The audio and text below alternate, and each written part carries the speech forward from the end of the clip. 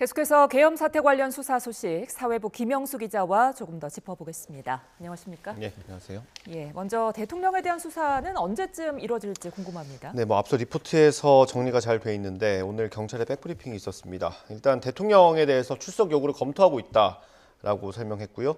체포영장도 마찬가지로 검토한다고 했습니다.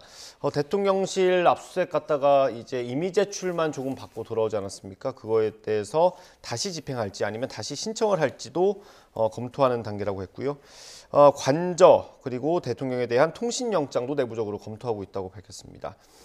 경찰이 지금 국무위원 4명을 불러서 조사를 했는데 지난 3일 밤 그러니까 계엄이 논의됐던 국무회의에 참석했던 인물들을 조사하고 있습니다. 이 4명은 모두 참고인 신분이었고요.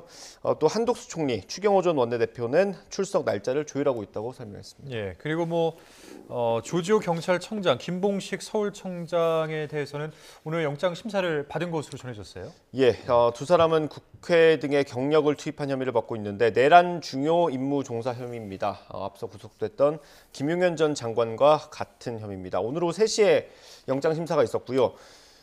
최근 모든 일이 대부분 다 이례적인데 14만 경찰을 이끄는 경찰청장이 지금 화면으로 나오는 것처럼 저렇게 수갑을 차고 영장 심사를 받는 것도 마찬가지로 너무나 이례적인 일이었습니다. 조지호 청장은 영장 심사를 받으러 들어가는 길에 저렇게 기자들의 질문을 굉장히 많이 받았어요. 그런데 아무런 대답을 하지 않았고요. 또 변호인을 통해서 알려진 바에 따르면 혈액암 2기 진단을 받았다고 합니다. 그래서 지금 투병 중인데 오늘 영장 심사에서 아마 도주 우려가 많지 않다는 걸 강조했을 것 같습니다.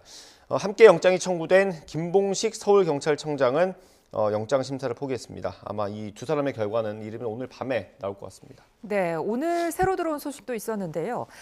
이재명 대표에게 무죄를 선고한 판사를 체포해라 이런 주장이 나왔다고 하죠. 그렇습니다. 조지호 경찰청장의 변호인 노정환 변호사가 주장한 내용인데요. 계엄이 선포된 뒤에 방첩 사령관이죠. 여인영 사령관이 15명의 위치 확인을 요청했다는 겁니다. 여기에 이재명 대표에게 위증교사 1심 재판에서 무죄를 선고한 김동현 판사가 포함됐었다고 주장을 했습니다. 구체적으로 이제 조지호 청장이 이름이 생소해서 다시 물었더니 여인영 사령관이 1심 무죄를 선고한 판사라고 설명을 했다라는 내용까지 덧붙였습니다. 앞서 김대우 방첩사 수사단장이 여인영 사령관으로부터 14명의 명단을 듣고 받아 적었다라는 내용까지는 알려졌었는데 여기에 판사가 포함됐다는 건 이번에 처음 나온 주장이고요. 다만 경찰 조사에서는 이 얘기가 안 나왔던 것 같습니다. 경찰은 조서에 이 판사 이름이 들어가 있지는 않다고 했습니다. 그리고 그 대통령 안가 회동에 대한 구체적인 내용도 확인됐다고 전해졌어요. 그렇습니다. 경찰 조사에서 계엄 선포 3시간 전 안전가옥에서 윤석열 대통령과 경찰 수뇌부 2명 그리고 국방부 장관까지 모인 것으로 확인이 됐습니다. 조지호 청장은 원래는 이제 계엄 사실을 TV로 보고 알았다고 했는데 경찰 조사 과정에서 진술을 바꿨다고 합니다. 경찰이 현재 CCTV를 확보해서 분석을 하고 있고요. 이 자리에 말씀드린 것처럼 윤석열 대통령 그리고 조지호 경찰청장, 김봉식 서울청장 그리고 국방부 장관이 있었는데 윤석열 대통령이 이 경찰 수뇌부 2명에게 각각 A4 용지 1장짜리 임무를 적은 종이를 줬다고 합니다. 조지호 청장은 이걸 집에 가져와서 말도 안 되는 거라고 생각하고 찢어서 버렸다고 했고요. 경찰은 다만 이게 증거인멸 시도라고 보고 구속영장을 신청한 겁니다.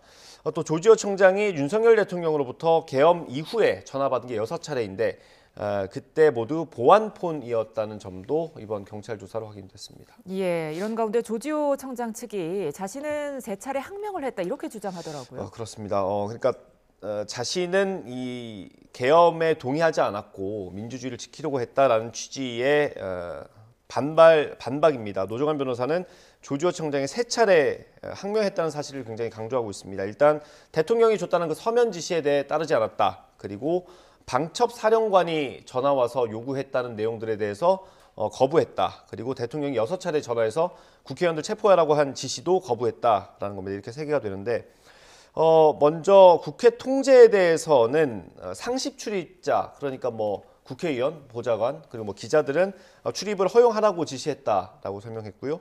또 여인영 방첩사령관이 15명의 위치 정보 달라고 한 거 그리고 수사관 100명 파견해달라고 한 거는 다 거절했다라고 설명했습니다. 다만 선관위 같은 곳에 경력을 보낸 건 우발적인 상황이 생길까 봐 안전을 확보하기 위한 그런 차원이었다고 설명을 했습니다. 여인영 전 방첩사령관 구속영장은 어떻게 되는 겁니까? 네, 일단 검찰이 여인영 전 사령관의 구속영장을 청구했고요. 현재 군인 신분이라서 군사법원에서 영장 심사가 있을 예정입니다. 여인영 사령관은 2차례 검찰에 출석해서 조사를 받았고요. 말씀드린 대로 국회와 선관위에 병력을 투입하고 주요 인물들의 체포를 시도한 혐의를 받고 있습니다. 앞서 국회에서 나왔던 증언인데 여인영 전 사령관이 수방사의 구금시설을 준비하고 체포를 지시했다라는 증언이 나왔었습니다. 방첩사 수사단장인 김대우 수사단장이 이렇게 증언했는데 구체적으로 수방사에 있는 비원 벙커 안에 구금시설 확인하라고 지시했고 정치인 14명의 명단을 불러주면서 받아 적으라고 했다라는 진술까지 나왔었습니다. 방첩사령관은 계엄 체제에서 합동수사본부를 이끄는 본부장으로 지정된 넘버 2라고 볼 수 있습니다. 예. 서울의 봄 영화 있지 않습니까? 영화에서 잘 알려진 전두환 역할과 같은 자리고요. 국회와 선관위의 병력을 투입하고 또 체포 명령한 혐의 외에 포고령을 작성한 의혹까지 받고 있는 인물입니다. 예, 앞서 저희가 전해드렸습니다만 이 여인영 전 사령관이 영장 심사를 포기했더라고요. 그렇습니다. 아까 말씀드린 대로 군사법원에서 진행이 됩니다. 일단 내일 오후 3시 반 중앙지역 군사법원에서 여인영 전 사령관에 대한 구속영장 실질심사가 있는데 여 전 사령관은 일단 이 심사를 포기하겠다고 기자들에게 알려왔습니다. 입장문을 냈는데 국민께 불안과 심려를 드려 사과드린다고 했고요. 부하들에 대한 책임도 언급을 했습니다. 그러면서 구속 필요성을 다투는 신문에 응하는 게 국민과 부하들에 대한 도리가 아니라고 생각한다는 입장을 밝혀왔습니다. 예, 여기까지 듣겠습니다. 지금까지 사회부 김영수 기자와 함께했습니다. 오늘 말씀 고맙습니다.